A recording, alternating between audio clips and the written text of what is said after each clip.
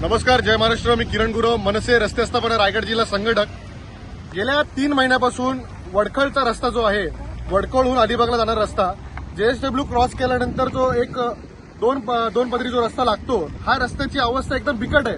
आपण मागील 2 महिन्यापासून पीडब्ल्यूडीला विनंती करतो की हा रस्ता करून द्या. गणपती गेले, नवरात्री गेले, तर दिवाळी आली, तरी सुद्धा या रस्त्याचा रस्ता होता तसंच आहे.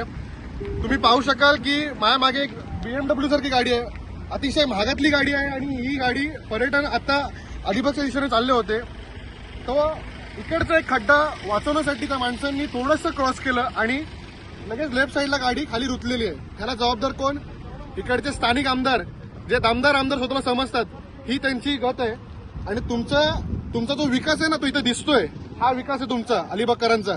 तुम्ही ज्यांना निवडून दिले त्यांच्यामुळे ही परिस्थिती सगळ्यांना सहन करावी लागते. तुम्ही बघाल, आतमध्ये महिला देखील आहेत, लहान मुलं देखील आहेत.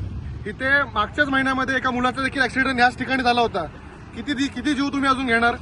माझा प्रश्न आहे पीडब्ल्यूडी अलिबागला आणि महाराष्ट्र शासनाला की तुम्ही रस्ते बघा आपले. अजून ह्याच्यामध्ये मला बोलावंसं वाटतं की हा रस्ता मुख्यपणे डीसीपी, एसीपी, कलेक्टर, हे जेवढे रायगडमधले मोठे अधिकारी आहेत ते लोक हा रस्ता वापरतात, आणि ह्या रस्त्यावरून जाता येताना त्यांना हे खड्डे दिसत नाहीत. खूप लाजिरवाणी गोष्ट आहे. भ्रष्टाचार होतोय हे मात्र नक्की.